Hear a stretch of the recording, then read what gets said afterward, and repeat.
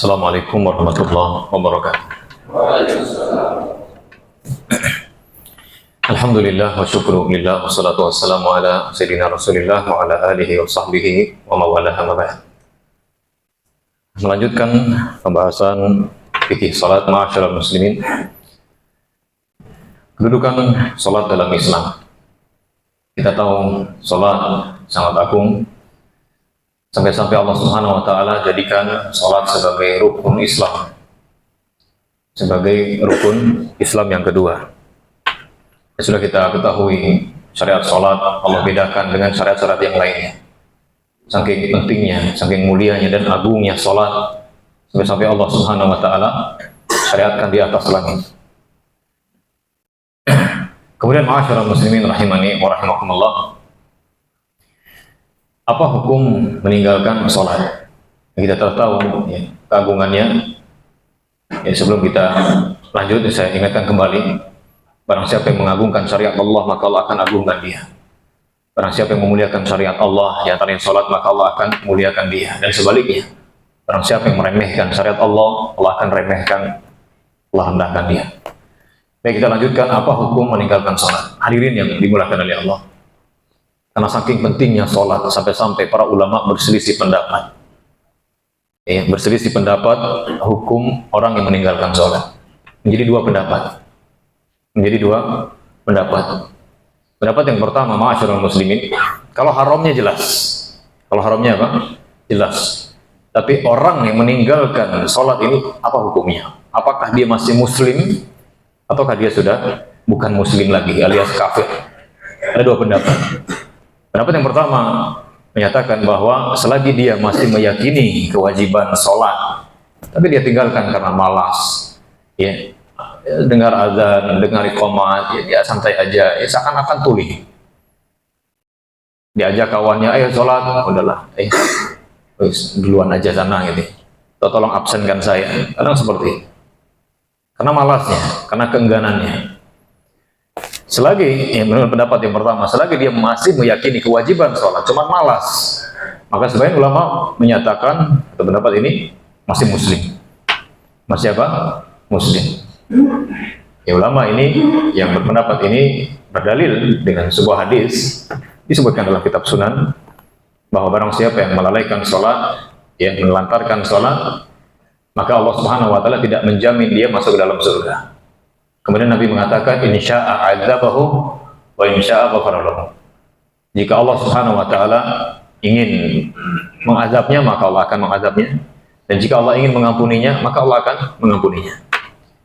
Ya, ulama yang berpendapat ini menjadikan hadis ini sebagai pegangan. Kalau memang orang meninggalkan sholat itu bukan muslim, bukan lagi muslim. Kenapa? Allah Subhanahu wa taala, Nabi SAW mengatakan, jika Allah ingin mengadabnya, Allah adab. Jika Allah ingin mengampuninya, maka Allah akan ampuni. Kita tahu kalau kufur, ya seseorang meninggal di atas kekafiran, tidak ada bagian dari ampunan. Tidak dapat ampunan sama sekali. Ini pendapat yang pertama. Pendapat yang kedua, ma'asyiral muslimin, adalah kafir. Orang meninggalkan sholat kafir. Mereka berdalil dengan hadis Nabi Sallallahu Alaihi Wasallam disebutkan dalam Sunan, kitab Sunan, ya, Ibnu Majah, Nasa'i, Tirmidzi, di mana Nabi Sallallahu Alaihi Wasallam bersabda, al-ahdul ladzi bainana wa bainahumus shalah, faman tarakaha faqad kafar. Ya, pembatas atau pembeda antara kita dengan mereka, maksudnya orang kafir, adalah salat. Barang siapa yang meninggalkan salat, maka faqad kafar, kata Nabi, dia telah kafir. Dia telah kafir. Di sini Nabi SAW tidak memperinci. Ya, meninggalkannya apa karena malas atau karena tidak meyakini kewajiban. Nabi tidak memperinci. Dan juga ulama-ulama yang berpendapat ini, mereka berdalil dengan hadis yang lain. Ya, di mana Nabi SAW pernah bersabda, ya, dalam Imam Sud di Sunan juga, di kitab Sunan, dihasankan oleh para ulama. Nabi yang mulia SAW mengatakan, barang siapa menjaga salat, man hafadha 'alaiha kanat lahu nuran wa burhanan wa najatan yaumil qiyamah. Wa man lam yuhafidh 'alaiha lam takun lahu nurun wala burhanun wala najat yaumil qiyamah. Wa kana yaumil qiyamah yuhsyaru ma'a Qarun wa Fir'aun wa Haman wa Ubay bin Khalaf. Barang siapa yang menjaga salat, barang siapa yang mengerjakan salat, maka dia akan mendapatkan cahaya Ya, pada hari kiamat dia akan mendapatkan dan dia memiliki bukti atas keimanannya. Dan dia akan mendapatkan keselamatan pada hari kiamat. Dan barang siapa tidak mengerjakan sholat, tidak melaksanakan sholat, melantarkan sholat, apa kata Nabi? Maka dia tidak akan mendapatkan cahaya pada hari kiamat. Dia tidak memiliki bukti atas keimanannya, dan dia tidak akan mendapatkan keselamatan. Wa kana yaumal qiyamah, dan nanti pada hari kiamat dia akan dikumpulkan bersama Qarun, Fir'aun, Hama, dan Ubay bin Khalaf. Ya. Barengnya itu enggak sama sembarang orang, pentolan kafir, gembongnya, ya, pemimpin-pemimpin kafir ini dikumpulkan bersama mereka. Ala kulli hal hadirin, ya. Cukuplah menjadi aib besar seseorang keislamannya diperselisihkan oleh para ulama. Aib besar, ya, sangat aib, ya, sangat tercelah gitu. Jadi hadirin yang dimuliakan oleh Allah, intinya itu lepas dari perbedaan pendapat, ya. Kalau saya pribadi, maka menggabungkan dua dalil, karena disebutkan dalam qawaid usul, ya, al-jam'u bainal adillati wajibun ma'amkan, menggabungkan dalil-dalil yang ada wajib hukumnya selama memungkinkan. I'malud dalilain aula min ihmali ahadihima, mengamalkan seluruh dalil lebih utama dibandingkan menyampingkan, ya, salah satu dalil. Maka wallahu a'lam bishawab. Nah, ini pendapat, ya, salah satu syekh kami. Dilihat bagaimana dia meninggalkannya.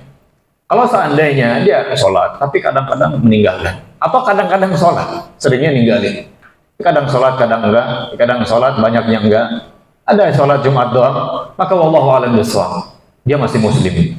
Tapi kalau seandainya, ini kita ambil atau kita pakai dalil-dalil yang menunjukkan masih muslim. Tapi kalau seandainya tidak, sama sekali tidak sholat, enggak 5 waktu, Jumatan sampai Id pun tidak sholat, maka kita pakai dalil-dalil yang menunjukkan bukan muslimnya, menggabungkan dalil yang ada.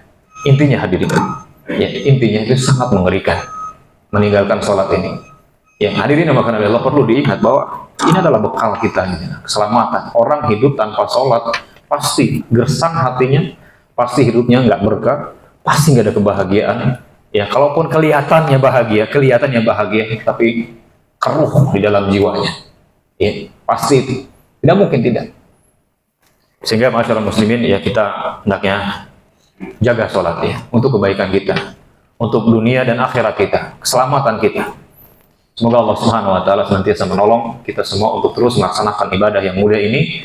Allah istiqomahkan sampai kita diwafatkan oleh Allah Subhanahu wa taala. Amin ya rabbal alamin. Wassallallahu ala sayyidina Muhammad wa ala alihi wa sahbihi wa baraka wasallam. Assalamualaikum warahmatullahi wabarakatuh.